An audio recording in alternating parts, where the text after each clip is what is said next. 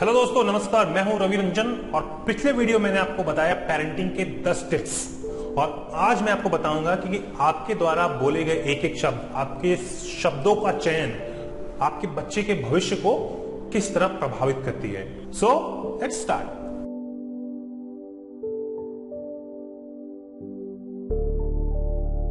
देखिए, बच्चों का सही विकास माता पिता के लिए एक चुनौती होती है। वे उसके विकास के लिए हर संभव प्रयास करते हैं, लेकिन कहीं ना कहीं वे बच्चों के मनोविज्ञान से अपरिचित होते हैं, जिसके कारण उन्हें बहुत सारी दिक्कतों का सामना करना पड़ता है और अपनी गलतियों के कारण वे बच्चे के कोमल मन को ऐसी ठेस पहुंचा देते हैं जिसका प्रभाव उनके व्यक्तित्व पर अमिट छाप के रूप में अंकित हो जाता है।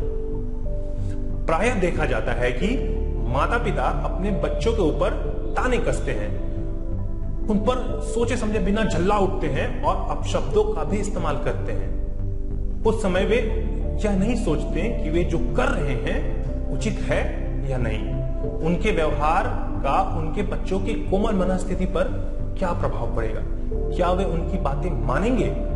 और होता भी यही है कि बच्चे अपने माता पिता के इस तरह के व्यवहार से बहुत दुखी होते हैं, छिप छिप कर रोते हैं, बातें नहीं मानते हैं और जिद्दी हो जाते हैं।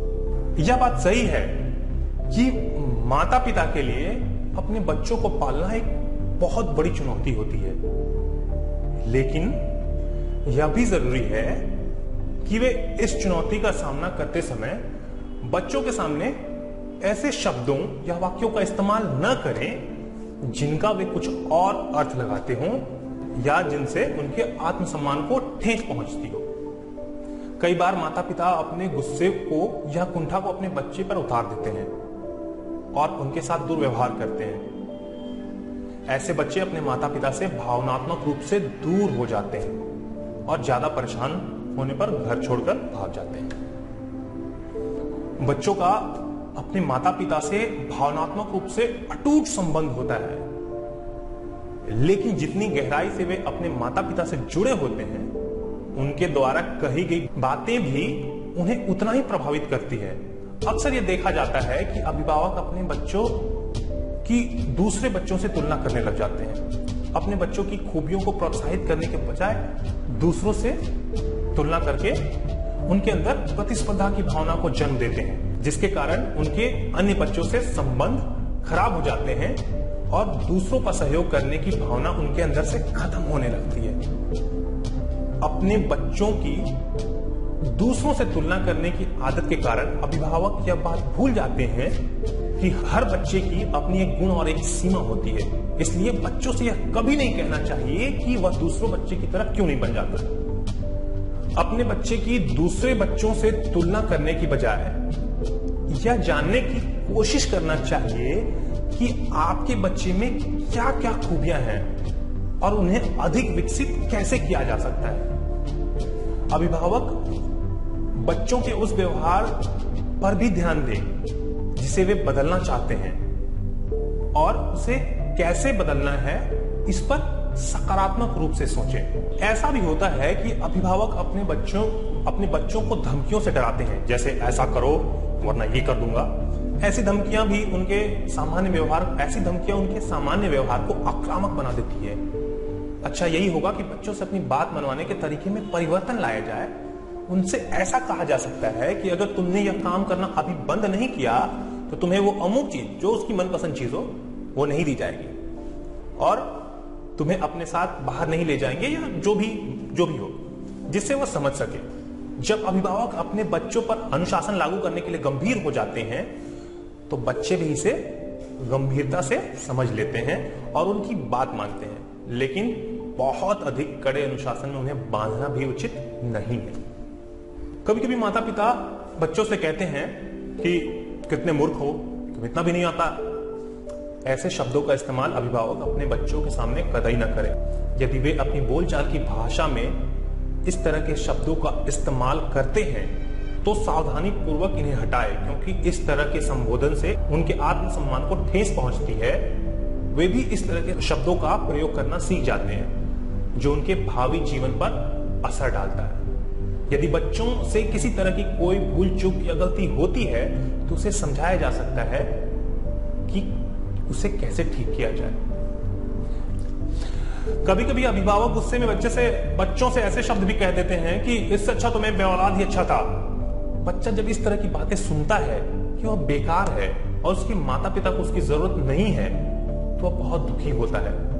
या अभिभावकों के व्यवहार से जब उसे ऐसा लगता है वह इस परिवार में न होता तो अच्छा होता, तो यह भाव उसके दिल को चोट पहुंचा देता है और वह अपने माता पिता से बिना कुछ कहे चुपचाप इस बात को अपने दिल में बिठा लेता है।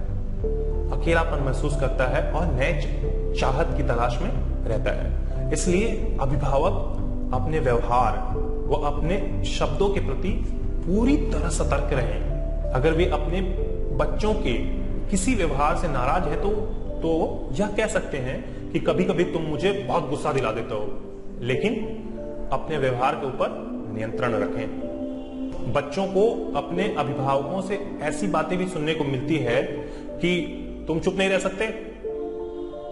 इससे बच्चा यह समझता है कि उसकी बातों का कोई महत्व नहीं है और वह चुप रहने लगता है।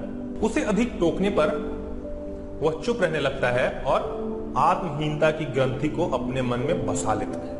इसका बहुत अधिक दुष्प्रभाव उसके भावी जीवन पर, उसकी निर्णय क्षमता पर पड़ता है। बच्चों के चुप कराने के बजाय उनसे यह कह सकते हैं कि शांत रहो, शोर मत करो और अब बताओ क्या कह रहे हो। यदि अभिभावक चाहते हैं कि उनका बच्चा उनकी बात माने या उनकी बात सुने, तो इसकी सही शुरुआत उन्हें ही करनी पड़ेगी। अपने बच्चों की चाहते, उनकी इच्छाओं का भी ध्यान रखना पड़ेगा। सही प्रकार से उनसे व्यवहार करना और अपने अनुकूल उनसे काम कराने के लिए प्यार का सहारा लेना पड़ेगा। बच्चों के अंदर नैसर्गिक प्रतिभा होती है, लेकिन दबाववश या अन्य कारणों से वह अभिव्यक्त नहीं हो पाती। इसे अभिव्यक्त करने में अभिभावकों को अपने बच्चों का सहयोग करना पड़ेगा। बच्चों को कुछ स्वतंत्रता भी देनी पड़ेगी, जिससे वे अपना निर्णय लेना सीखें और छोटी छोटी जिम्मेदारियां भी सौंपनी पड़ेगी, ताकि उन्हें भी महसूस हो कि वे अब बड़े हो रहे हैं। बच्चों के साथ व्यवहार करने में बहुत सारी सावधानियों की जरूरत है। इसका ध्यान अभिभावकों को रखना ही पड़ेगा, ताकि उनके बच्चे अपने स्वर्णिम भविष्य की सही नींव रख सकें। तो आशा करता हूं दोस्तों आपको पेरेंटिंग का ये दूसरा पार्ट भी अच्छा लगा होगा। अगर आपने पेरेंटिंग का पहला वीडियो नहीं देखा तो आप आई बटन पे क्लिक करके पेरेंटिंग का पहला वीडियो देख सकते हैं। तो पेरेंटिंग सीरीज का दूसरा वीडियो को मैं यहीं समाप्त करता हूं। इसका अगला वीडियो मैं बहुत जल्द लेके आऊंगा, इसलिए आप हमारे चैनल को सब्सक्राइब कर लें। थैंक यू, बहुत बहुत धन्यवाद।